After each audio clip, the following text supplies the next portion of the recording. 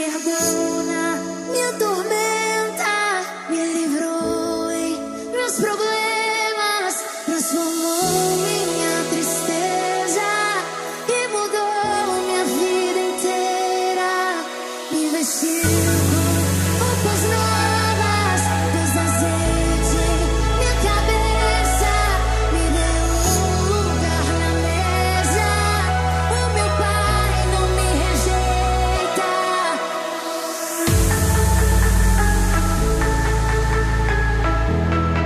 O meu Pai não me rejeita.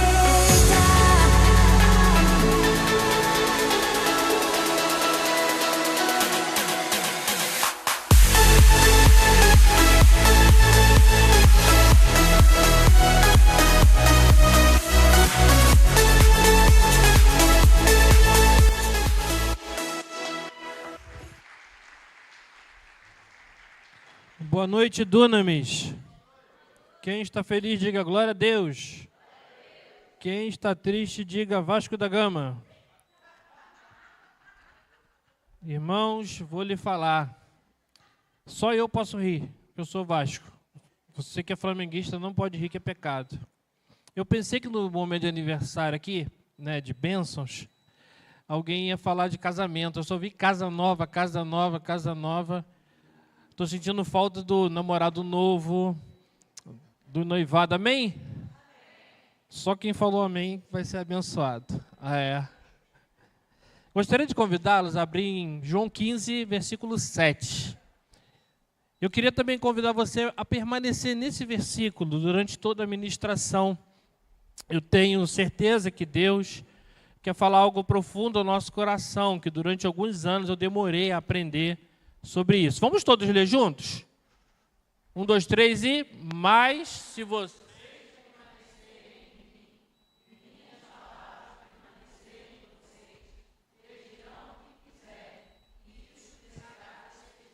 Esse versículo, ele é muito poderoso. São palavras de Jesus na última semana antes da crucificação. João capítulo 14, 15, 16 e 17, provavelmente foi tudo numa noite só. Ele vai anunciar, então, a sua morte no versículo do capítulo 14, onde ele lava os pés dos discípulos. Capítulo 15, nós vemos ali, obrigado, nós vemos ali aquelas palavras, não se turbe o vosso coração, quer dizer, Deus, por que isso? Porque os discípulos estavam já muito preocupados com a morte de Jesus. Capítulo 16, nós vemos a oração sacerdotal, e no capítulo 15, melhor dizendo, nós vamos ver uma analogia onde Jesus vai retirar de Israel a videira. A videira é um símbolo nacional de Israel. A videira, além dela ser um símbolo, ela é algo que está presente no cotidiano dos israelitas, porque é uma planta que existe em todo Israel. E a videira, ela é tratada, Israel é a videira. Porque da videira se saem alguns itens que são do culto de Israel.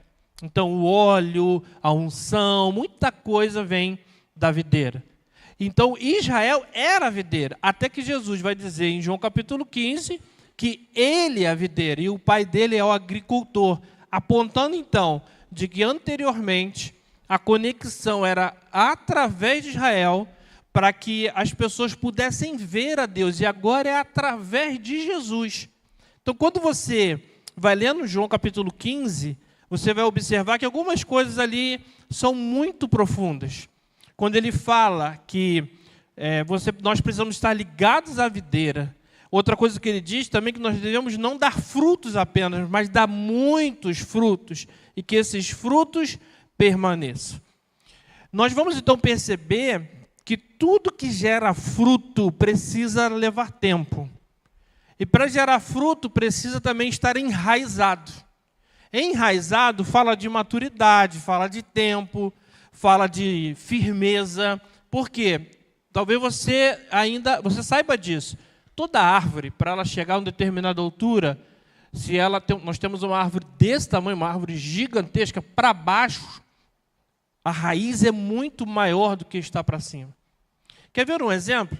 Quando nós ouvimos que se a nossa fé for do tamanho de um grão de mostarda, O grão de mostarda, quando ele é jogado na terra, a raiz dele cresce 5 vezes a 6 vezes mais para baixo do que para cima.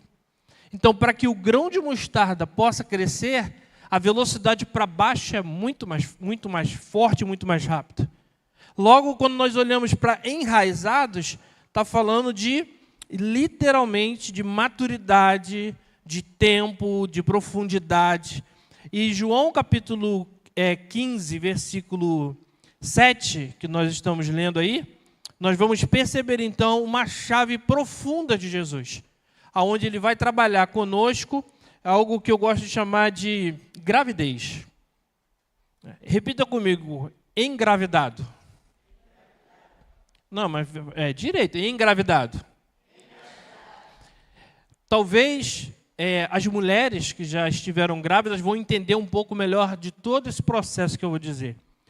Mas nós que somos homens também podemos estar grávidos. Você já viu o homem grávido? Já viram o homem grávido? Não, né? Para eu entender, para que você possa entender a ministração de hoje, eu já contei essa história aqui, mas eu preciso contar mais uma vez. O pastor Paul Washer, o pastor Paul Yang-Shu, que depois se transformou em David Yang-Shu, na Coreia do Sul, ele conta no livro A Quarta Dimensão. Se você puder ler o livro, esse livro deve ter aproximadamente uns 30 anos. O David vai dizer que, quando ele era muito jovem na Coreia do Sul, onde ele tinha um ministério profético, de milagres, de cura muito forte, ele andava na Coreia, literalmente andando, ele não tinha uma bicicleta, não tinha um carro. E naquele tempo a Coreia era muito, mas muito pobre.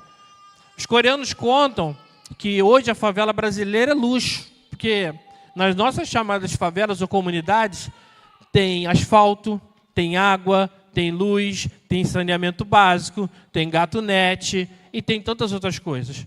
Na comunidade da Coreia do Sul, há 40 anos atrás, não tinha nada, não tinha água, não tinha esgoto, não tinha asfalto, não tinha casa, não tinha internet. Então, tudo era céu aberto. E é nesse local que ele pregava o evangelho. O Paul Yang-Shu foi pastor, porque ele morreu em 2003, da maior igreja do mundo. Hoje ela tem 800 mil membros.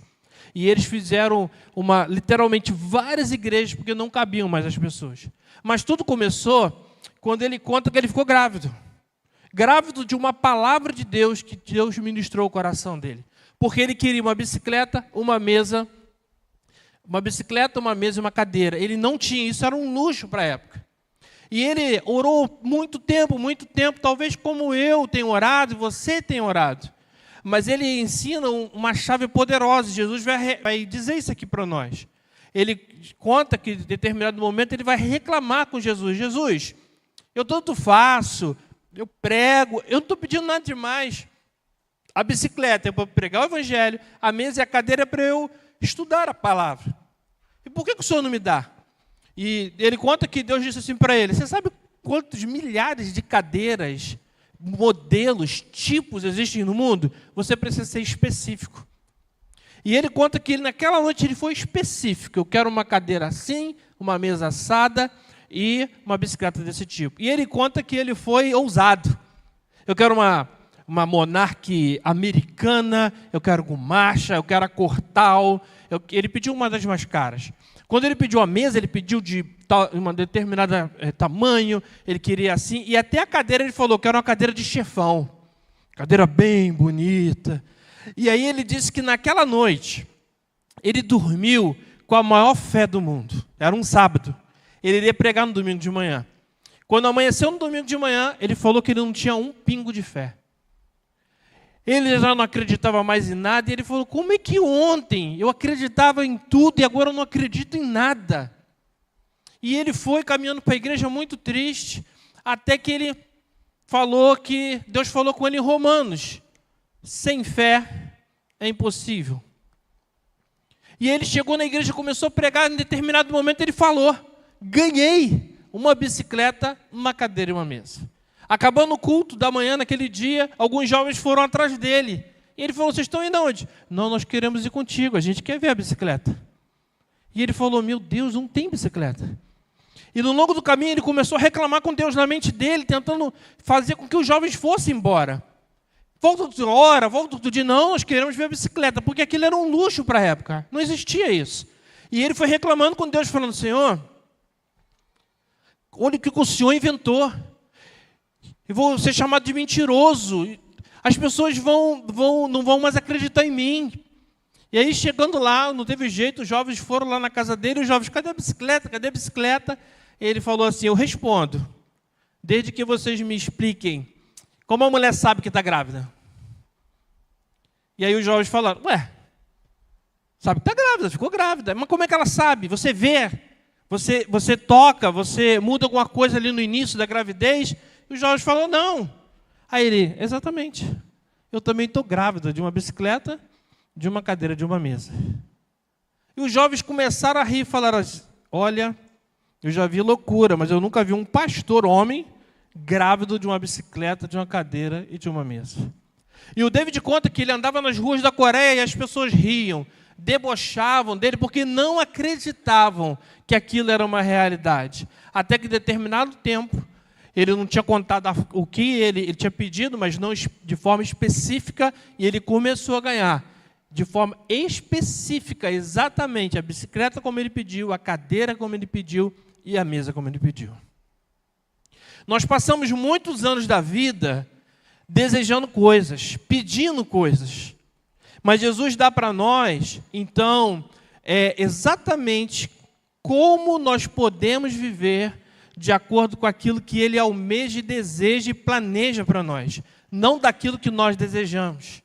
E esse texto vai falar exatamente, pelo menos, de 3 aspectos muito interessantes. Primeira chave que eu quero destacar com você: nesse relacionamento que ele fala, de estar ligado nele, existe intimidade, existe um encontro.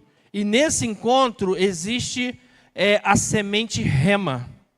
Perceba só o que o texto diz. Vou pedir que bote o texto aí novamente.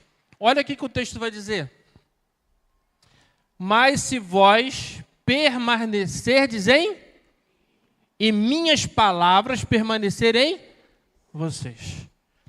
Perceba só, toda conexão com Deus gera vida, mas esse permanecer é de uma palavra grega chamada meno. Essa palavra está dizendo grudado, guardado, conectado.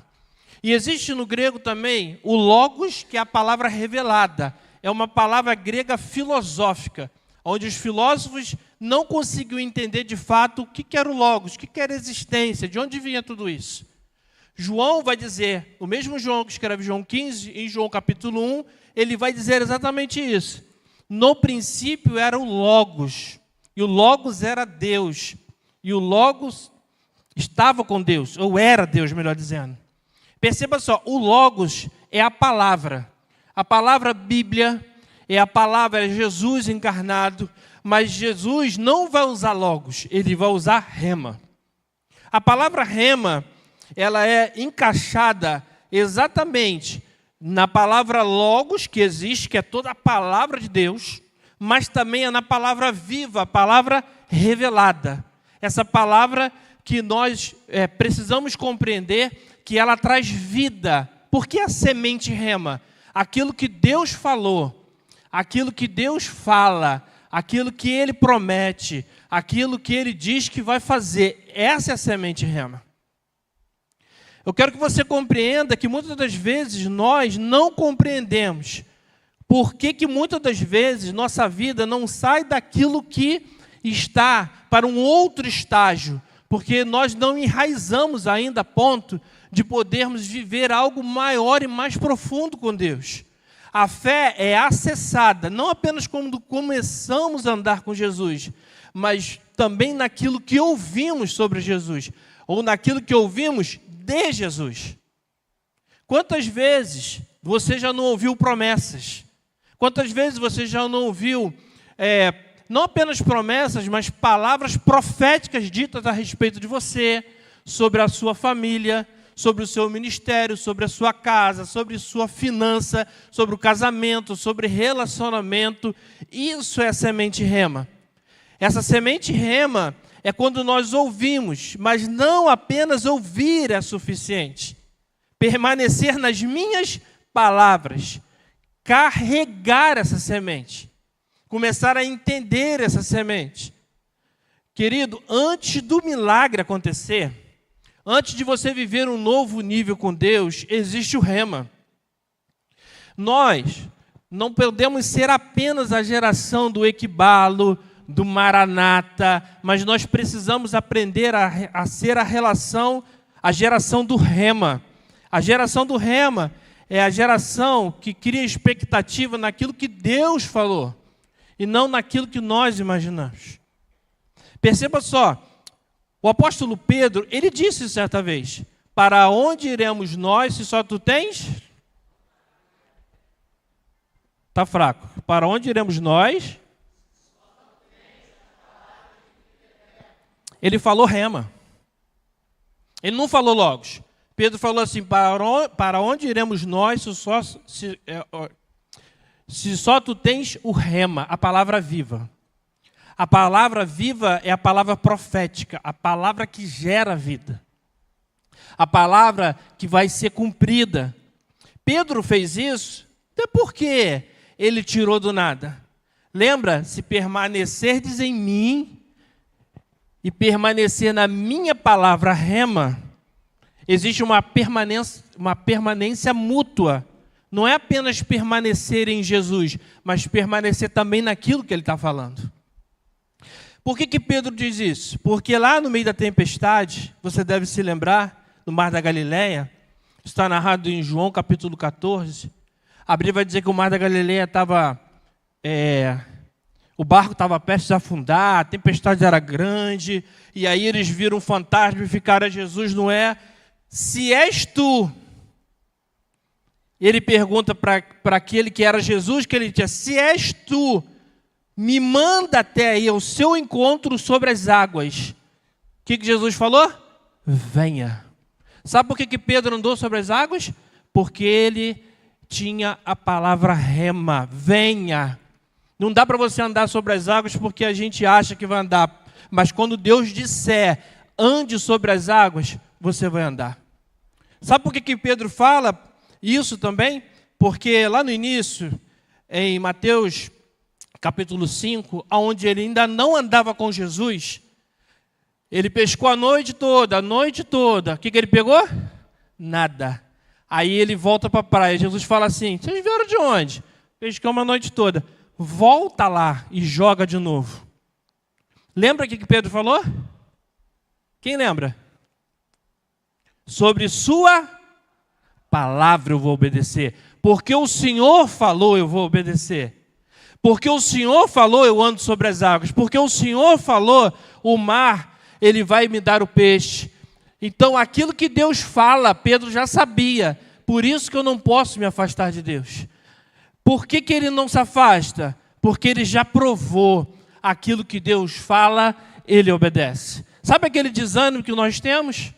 Aquilo que Deus falou há muito tempo, aquilo que Deus prometeu há muito tempo, e nós muitas das vezes ficamos assim: eu acho que não vai acontecer mais, eu acho que não vai acontecer mais. Eu quero dizer para você, é porque você ainda está na gestação.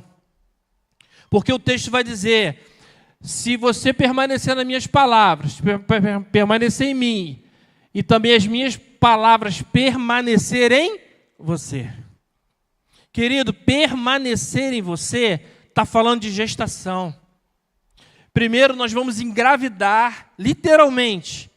Nós vamos receber a semente rema. Olha, Deus falou. Segundo passo, a gestação. Até aquilo acontecer de que Deus falou, até aquilo se realizar que Deus falou, tem um tempo, tem um processo. Eu não sei se você lembra, mas Gênesis capítulo 12, nós ouvimos Deus dizer para Abraão assim: sai da tua terra, da tua parentela, para a terra que eu te enviarei. Quanto tempo levou? Quanto tempo levou? A vida toda, e Abraão não chegou lá. Isaac, seu filho, também pegou as palavras de seu pai, a promessa. Quanto tempo levou? A vida toda ele nunca chegou lá. Jacó recebeu as mesmas palavras. Sai da tua terra, você vai herdar uma terra que mana leite e mel. Quanto tempo chegou para Jacó chegar lá? Quanto tempo, gente? Ele nunca chegou. José, governador do Egito, quando ele morre, sabe o que ele diz? Quando eu morrer e nós chegarmos na terra prometida, pega meus ossos, leva para a terra prometida. Olha só, a geração dos nossos patriarcas não desacreditavam na promessa, nem que eles morressem. Porque nós somos a geração, muitas das vezes, que por causa disso aqui, começamos a desacreditar. Começamos a achar que não vai acontecer mais. Começamos a pensar que agora Deus nos esqueceu. Começamos a achar que aquilo que Deus disse não vai acontecer mais, porque está demorando. Querido, como diz lá alguém lá atrás, que eu esqueci o nome, eu acho que é o Davi Sarce, toda promessa passa pelo teste do tempo. Você está gerando milagre, você está gerando aquilo que Deus vai fazer. Deus está trabalhando em você para depois trabalhar através de você. Nada começa grande, tudo começa pequeno. Quando nós olhamos para a vida de Samuel, Ana deixa Samuel lá, e Samuel era muito pequeno, e a Bíblia diz que o Senhor falava, Samuel, Samuel. Nem o profeta na época entendia, até que lá para a terceira vez, o profeta ajudou Samuel, e Samuel falou, eis-me aqui, Senhor. Qual foram as palavras de Deus para Samuel? Você, meu filho, vai inaugurar uma nova geração. Através de você, novos tempos virão sobre Israel. Quanto tempo demorou para isso? Até que aquele homem fosse usado por Deus? Perceba então que na gestação, nesse momento, você precisa primeiro mudar a sua forma de orar. Não ore pelas coisas, ore por aquilo que Deus falou. Ore por aquilo que Deus prometeu. Ore, em primeiro lugar, por aquilo que está na palavra de Deus. E também naquilo que Deus falou para você. Ore a palavra. Ore sobre os filhos. O que Deus fala sobre os filhos? Ore a palavra para seus filhos. O que Deus fala em finanças? O que Deus fala sobre trabalho, sobre igreja, sobre ministério? Não ore apenas sobre coisas, ore sobre princípios, o que Deus falou. Mude a sua forma também de falar. Não fale o que Deus não falou. Nunca fale o que Deus não falou. Fale o que Deus falou. Porque Deus fala das coisas através da sua palavra. Deus fala sobre propósito, legado, chamado, carreira, família, finanças. Deus fala. Mude o seu jeito de falar. Fale aquilo que Deus falou para você. Porque existem umas coisas que é assim. Deus falou, Richard, você vai alcançar as nações. Eu não consigo. Eu não sei falar inglês. Eu não tenho dinheiro. Eu nasci em Guaratiba, estudei em Guaratiba, arrumei a Bia em Guaratiba, tenho filho em Guaratiba, vou morar a vida toda em Guaratiba, vou morrer em Guaratiba, e quando eu enterrar, vou estar lá em Paciência, vocês vão lá, que eu vou ser enterrado em Guaratiba. Deus falou, você vai alcançar as nações, mas o seu jeito de falar não condiz com aquilo que Deus disse. Mas o que você fala é o que você pensa. Então se alinhe com aquilo que Deus falou sobre aquilo que Deus vai fazer por você. Vou dar um exemplo. Deus cura. Deus pode. Deus vai me dar filhos.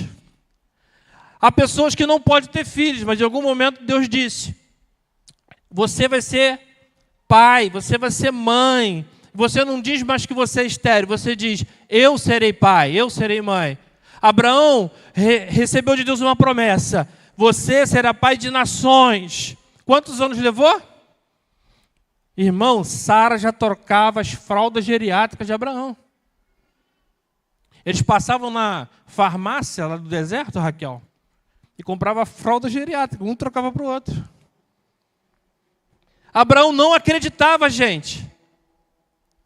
O pai da fé não acreditava mais em promessa. Se ele não acreditava, talvez você também não está acreditando mais, assim como eu não acreditei mais. Aí um dia Deus falou para ele: Abraão, sai da tenda. Vou te explicar por que isso. Porque a tenda limitava. Nós chegamos no momento da gestação que demora tanto que a gente fica limitado, a gente não vê. Aí Abraão ouve de Deus assim: sai da tenda. Sabe por que sai da tenda? Porque quando você sai, ó. Valeu, Fernando, não é você não. Abre os seus horizontes. O que Deus falou? Olha para os céus. Você pode contar as estrelas? Quero te dar uma dica. Era de dia. Ele não estava vendo estrelas. Era de dia. Deus está acionando nele o mecanismo da fé. De dia ele olha para o sol e fala assim: pode contar? Ele precisa imaginar as estrelas. Sabe o que ele fala? Você conhece a areia do mar? Provavelmente ele mal conhecia a areia do mar, irmãos. Abraão, na localização que ele estava, ele conhecia a areia do deserto. Mais uma vez ele tem que imaginar. Ele tem que trabalhar na mente dele, assim como Deus precisa trabalhar na nossa mente. Você pode imaginar aquilo que Deus pediu para você fazer? Você pode imaginar aquilo que Deus tem para você? Aquilo que Ele falou que Ele vai fazer? Você consegue imaginar? Isso é a gestação. Você está, muitas das vezes, sendo guiado por sentimentos. E não pela palavra. Vai passando um tempo e os sentimentos vão tomando conta. Medo, tristeza, dúvida. Não seja guiado pelo medo, mas seja guiado por aquilo que Deus falou. A gestação, querido, é um tempo de preparo. Quem é pai aqui sabe como é que funciona. Quando a menina estiver grávida, amém, irmãos? O Lucas sumiu. Quando a mulher está grávida, chega um momento que ela faz um teste, ou então ela sabe. Muda alguma coisa no corpo dela? Na hora, muda? Muda ou não muda? Demora um tempo, amém? Mas aí, ela já começa a sonhar. Quando o mal começa a mudar, muitas das vezes, já sabe o sexo. Quando a pessoa quer saber. Já tem nome. Antes de saber o sexo, já tem nome. Ó, se for menina, vai ser, sei lá, Ruth. Se for menino, já tem nome. Daqui a pouco, sabe o que acontece? Começa a comprar as coisinhas para o bebê, quartinho, fralda, irmão. Sangue de Jesus tem poder na fralda. É, irmão, fica rindo para tu ver. Vai ver, vai chegar a tua hora. O que eu quero dizer com isso? Antes de nascer, você não está no preparo? Antes de chegar a criança, você não está se preparando? Por que antes de acontecer um milagre, você não se prepara? O tempo da gestação é o tempo do preparo, gente. Então, se Deus falou para você que você vai ser usado de forma poderosa pela internet, abra um canal de YouTube. Se Deus falou para você que vai ser na música, compra uma guitarra, faz alguma coisa, irmão. Você tem que ativar a fé, porque a fé ativada é uma fé viva. Quando cremos em Deus, começamos a nos preparar, frutificar, imaginar. Não importa o quão pequeno na nossa mente seja o que Deus mandou, mas você precisa entrar no modo de preparação. Deus falou que vai para as nações, entra no curso de inglês. Alcançar pessoas na internet, abre um canal de YouTube. Vai ser pastor? Irmão, procura um seminário e começa a orar muito em nome de Jesus. Quer ter um filho? Brinca de pega-pega. É, irmão. Brinca de pega-pega. A pessoa, então, recebeu uma palavra de Deus. Sabe por que você não dá o próximo passo? Por que você não dá o próximo passo? Porque você está esperando mais um passo. Enquanto você não der um passo, Deus também não se move. Então, se você não se prepara, ainda não é a hora de você chegar ao seu milagre. A pessoa fala assim, Deus, eu quero um carro novinho. Já tirou a habilitação? Eu quero uma moto nova. Eu quero comprar uma moto. Já tirou a habilitação? Querido, perceba o que Deus está falando. Se a palavra permanecer, o grego meno é grudado. Aquilo faz parte da sua vida. Você começa a viver aquele negócio. Pergunta, o que nós temos feito? Você precisa se envolver no que Deus disse. Você está envolvido no que Deus disse. Sabe, você está gerando expectativa. Vai acontecer, querido. Deixa eu te falar uma coisa, vai acontecer. Deus disse que viria e veio. Ele disse que ia morrer e morreu. Ele disse que ia ressuscitar e ressuscitou. Ele disse que vai voltar para buscar a sua igreja e vai. Ele disse que vai fazer e Ele vai fazer. Não é sobre o que Ele disse, é sobre como nós estamos nos preparando para receber o que Ele disse. Mas deixa eu te falar uma coisa sobre a gestação. A gestação é um tempo de preparo. Tempo de preparo, muitas das vezes a gente precisa ajustar as nossas expectativas. E às vezes o que acontece é que o medo nos impede de crescer ainda mais na expectativa. Por quê? Assim como a mulher está com medo de perder o filho, e isso é muito normal, muitas das vezes você está com dificuldade de gerar, sabe por quê? Porque aquilo que Deus disse para você te dá medo. Às vezes o que Deus falou para você, você sair do seu emprego, você está preparado para isso? Sair da sua casa e morar em outro lugar, outro país, outro bairro. Então, como gera medo em você, você está adiando. Só que ao invés de você falar para Deus os seus sentimentos, muitas das vezes você ainda não entendeu que a grande questão que não está acontecendo nada nunca é culpa de Deus, mas é culpa nossa. Quando você é engravida e você está no tempo de preparação, chega uma hora e não tem jeito. É a hora do nascimento, que é a hora do milagre, a hora das dores de parto. E o texto vai dizer, olha, se você permanecer em mim e as minhas palavras permanecerem em você, tudo que pedires. Querido, está falando de tudo que pedires. Quando a gravidez chega ao fim, vem a hora do parto. E aí, tudo que pedires, talvez você interpretou, assim como eu, durante muitos anos, de forma errada. Parece que o tudo que pedires era, Senhor, querido, eu vou dizer uma coisa para você. A palavra grega ali está falando de bater no peito e falar assim, Senhor, eu estou pronto. Senhor, eis-me aqui. Sabe, Senhor, seja qual for a tua vontade. Senhor, eu estou pronto para qualquer coisa. Está falando de reivindicação. Não está falando de, Senhor, se o Senhor quiser, faz. Não. Está falando de reivindicação de algo que Deus disse que iria fazer e agora você está pronto para receber. Está falando de reivindicação do filho, da promessa, daquilo que o Senhor colocou em você e agora é a hora de nascer, dores de parto. É a hora da realização.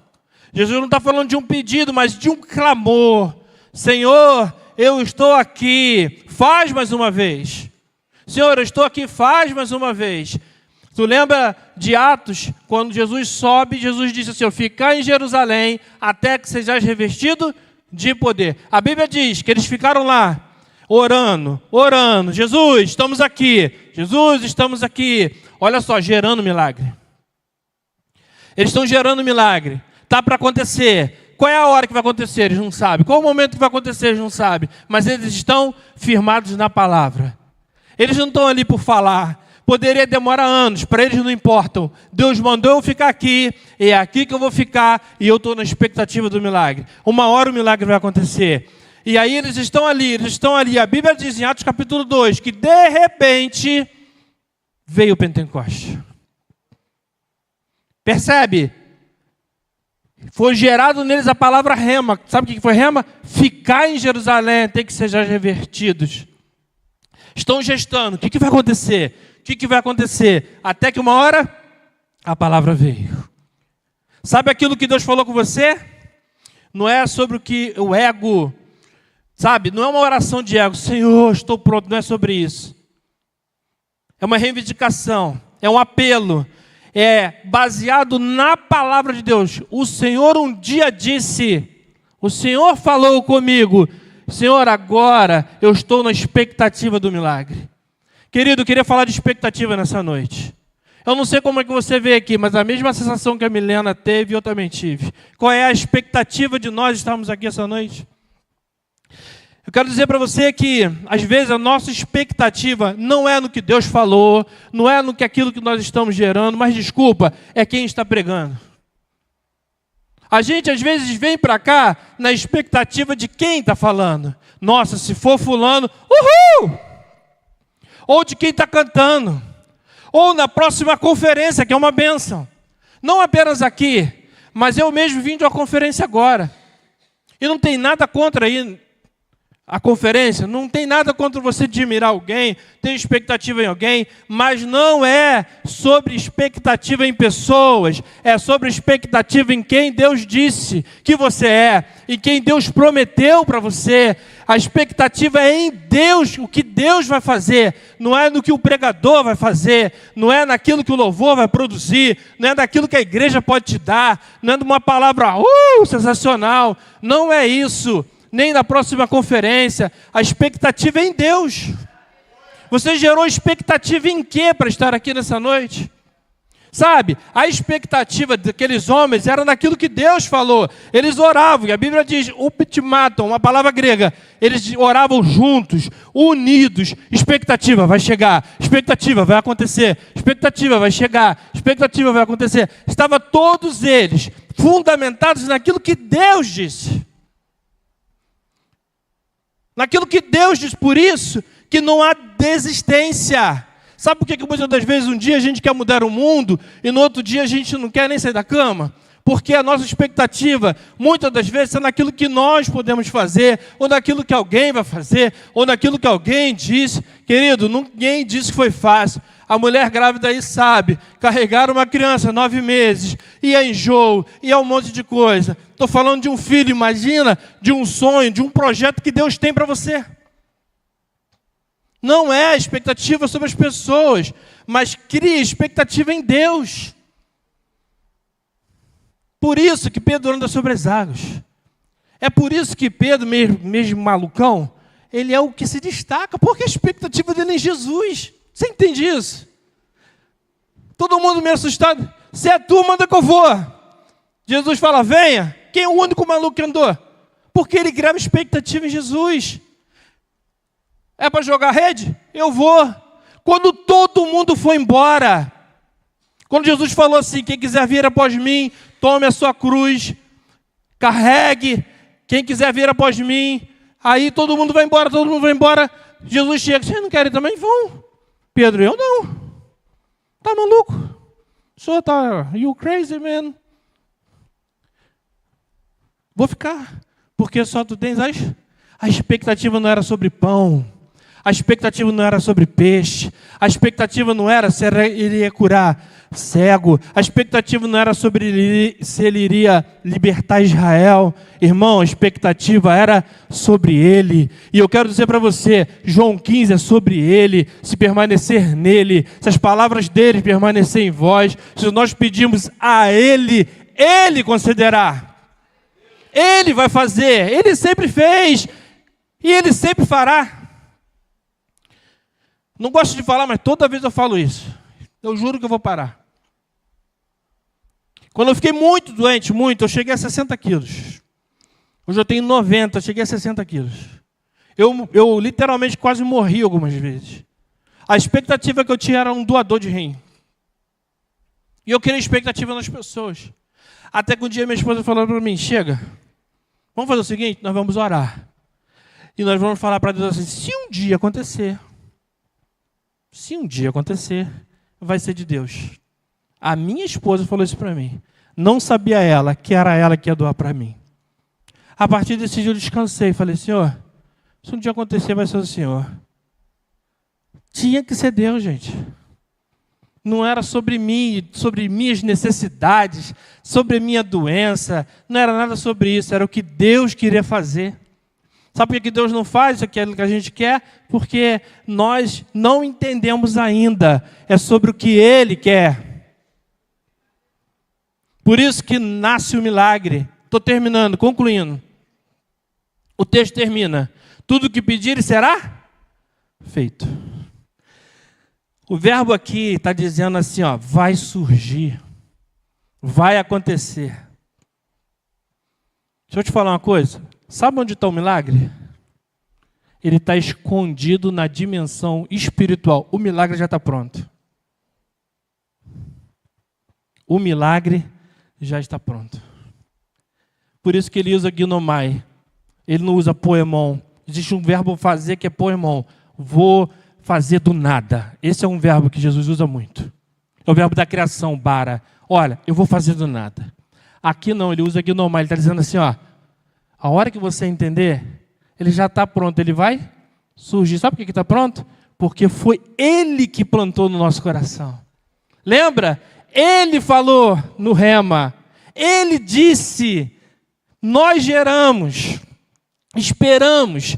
Nos preparamos. Chegou o momento que a gente fez as dores de parto. Ai! Igual a mulher para dar um filho. Tem um momento que tem que sair, irmãos. Tem um momento que está na hora de sair. A criança tem que sair. E é por isso que ele fala, ó, na hora que você começar a pedir, na hora que você começar a falar, ele diz assim, será feito, vai surgir. O milagre, irmão, já está pronto. Você que ainda não está pronto para receber, de repente. O milagre já está pronto, falta ousadia e coragem para a gente dizer, Senhor, eu quero. O milagre já está pronto, está literalmente no útero espiritual. Já foi gerado por Jesus, já foi plantado por Jesus, está no coração do adorador, falta apenas se tornar realidade. Para se tornar realidade, querido, basta apenas você falar, Senhor, estou pronto. Por quê, querido? Basta apenas uma pessoa. Uma.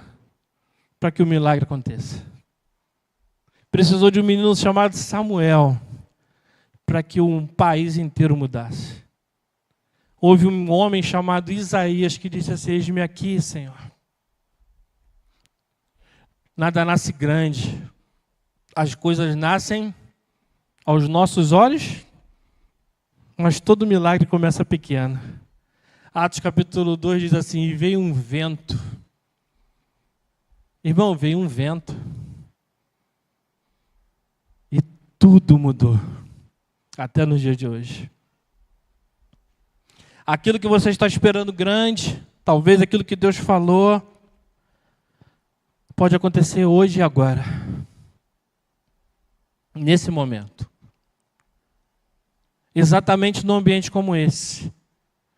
Não tem a ver com a geografia, não tem a ver com o tempo, tem a ver com, literalmente, você falar para Deus assim, Senhor, eis-me aqui.